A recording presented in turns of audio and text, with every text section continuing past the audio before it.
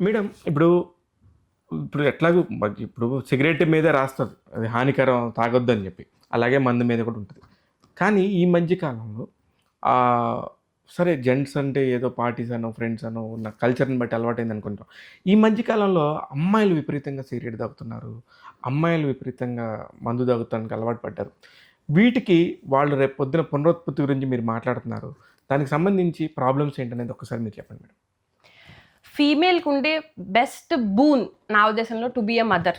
ఎందుకంటే వాళ్ళు నెక్స్ట్ లైఫ్‌కి ఒక బేసిక్ ఇన్‌స్ట్రుమెంట్ అవుతారు.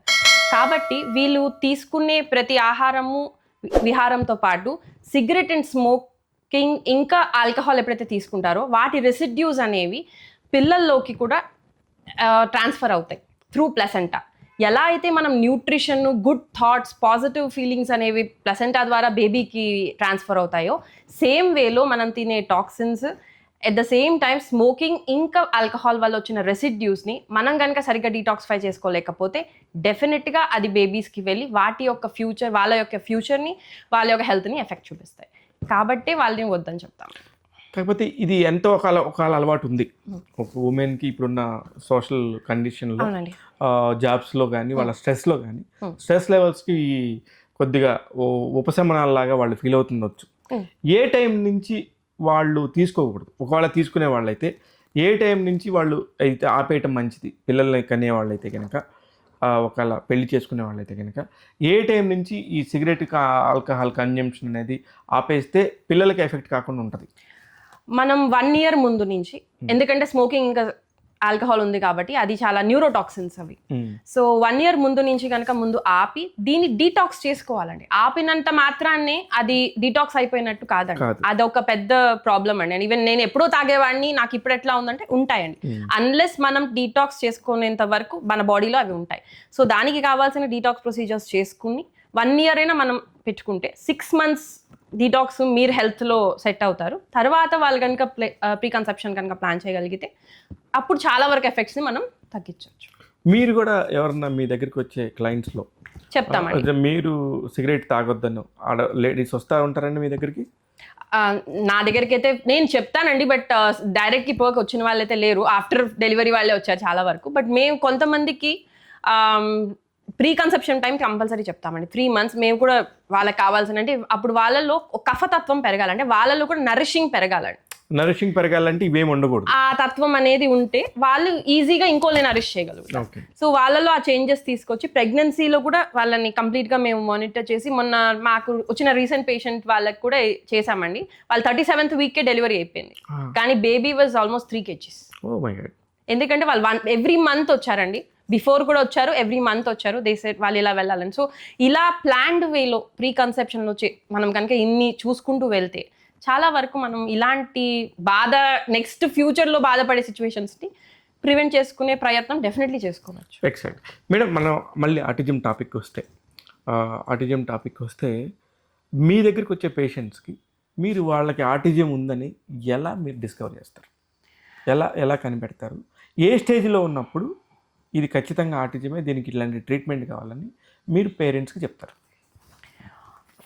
మాకు ఆల్రెడీ ఐడెంటిఫై అయ్యాక వస్తాయండి పేషెంట్స్ మా దగ్గరికి చాలా వరకు పేషెంట్స్ అనేవి.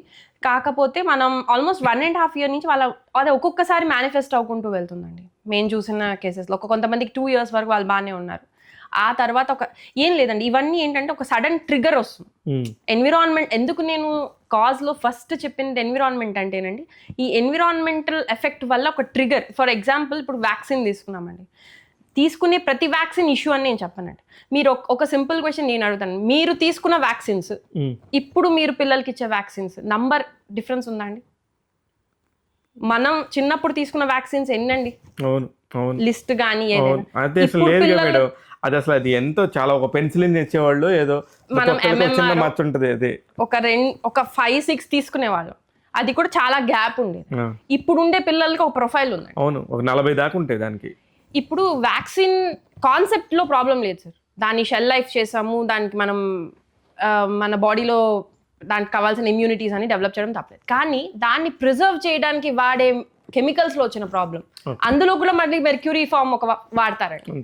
ఇప్పుడు మనం ఇంత రెగ్యులర్ బేసిస్ మీద తీసుకున్నప్పుడు ఆ ఇచ్చే పిల్లలు ఈ మెర్క్యూరీని వాళ్ళు హ్యాండిల్ చేసుకోగలుగుతున్నారా, వాళ్ళు దాన్ని డీటాక్స్ చేయగలుగుతున్నారా, చేయలేని పక్షంలోనే కూడా మనకి వ్యాక్సిన్ వేసిన వెంటనే ట్రిగర్ అవుతున్నాయి ఈ కండిషన్స్. అక్కడ వాళ్ళల్లో ఉండే డీటాక్సిఫైయింగ్ కెపాసిటీ తగ్గుతోంది. అలాంటప్పుడు మనం కూడా ఏంటంటే మా ఉద్దేశంలో వ్యాక్సిన్ అగేన్స్ట్ కాదు, కానీ వ్యాక్సిన్ కూడా మళ్ళీ మనం ఒక్కసారి రీచెక్ చేసుకోవాలి. ఓకే, ఇంత డోస్లో ఇది వేస్తుంటే సరిపోతుందా, లేదా ఇస్ ఇట్ ఎఫెక్టింగ్ వాళ్ళ హెల్త్ అనేది కూడా నా పరంగా అయితే definitely we should go through. So ఇట్లాంటి ట్రిగర్ ఫ్యాక్టర్స్ ఉన్న తర్వాత సడన్గా ఇట్ స్టార్ట్స్ అనమాట అండి. ఎక్కువగా డెవలప్మెంటల్లోనే ఫేస్ చేస్తారు, లేదా వాళ్ళు ఏదైనా లైట్స్ చూస్తూ ఉంటారో లేకపోతే ఎక్కడో చోట స్టే చేస్తారు అండ్ రెస్పాన్స్ ఇవ్వరు. జనరలీ కిడ్స్ రెస్పాండ్ అండి. దీన్ని సెన్సరీ స్టిమ్యులేషన్ అంటారు. 3 monthsకి వాళ్ళకి కళ్ళకి పెద్ద ఏం కనపడదు, కానీ వాళ్ళ స్మెల్ ఆఫ్ మదర్ కానీ మదర్ మిల్క్ కానీ ద్వారా దే ట్రై టు రెస్పాండ్. ఎప్పుడైతే ఈ ఆటిజం కిడ్స్లో మేజర్ ఇలాంటి డిసీజెస్ కండిషన్స్లో ఈ సెన్సరీ రెస్పాన్స్ అయితే తక్కువ లేదా ఎక్కువ, ఓవర్ కానీ అండర్ స్టిమ్యులేషన్ అనేది జరుగుతుంది. సో మెయిన్ వాళ్ళకు వచ్చే మనం గుర్తించగలిగితే సెన్సరీ స్టిమ్యులస్లోనే మనకు ఒక ఐడియా వచ్చేస్తుంది, ఓకే వీళ్ళు ఈ దానికి రెస్పాండ్ కావట్లేదు అన్నప్పుడే కనుక మనం దాన్ని మీద మనం దృష్టి పెడితే ఎర్లీగా మనం కనుక తీసుకోగలిగితే దీని కరెక్షన్ కూడా అంత ఈజీ అవుతుంది. ఓకే, అది సెకండ్. నెక్స్ట్ స్పీచ్ రానప్పుడు పేరెంట్స్ ఎక్కువగా దాని గురించి ఆలోచిస్తారు. అప్పటి వరకు వాళ్ళు హైపర్ యాక్టివ్గా ఉన్నా మన వాళ్ళు పట్టించుకోరు, బికాజ్ వాళ్ళ పరంగా యాక్టివ్గా తిరుగుతున్నాడు అనుకుంటారు. కానీ ఒక కిడ్ నేచర్ ఎప్పుడు పడితే అప్పుడు తిరగట్టు ఉండటం కాదండి. మనం కూడా అలా తిరగలేదు. మన పేరెంట్స్ మనం అడిగామనుకోండి, ఎందుకు 10 మంది కన్నా వాళ్ళు అంత ఇబ్బంది పడలేదు అంటే ఇంత ఫాస్ట్గా ఎవరు తిరిగే వాళ్ళం కాదు. ఎందుకంటే బేబీ పుట్టిన వెంటనే వాళ్ళకి 3 అంటే వాళ్ళ తత్వం బట్టి వాళ్ళు కూర్చుంటారు, అవసరమైనప్పుడు తిరగటం, మళ్ళీ పడుకోవటం, ఎక్కువ స్లీప్ అవర్స్ ఉండేవి. ఇప్పుడు స్లీప్ అవర్స్ తక్కువ ఉంటున్నాయి. సో ఇవన్నీ కూడా మనం గమనించినట్లయితే ఇక్కడి నుంచే మనకు తెలుస్తుంది ఏంటంటే ద థింగ్స్ ఆర్ చేంజింగ్ అని.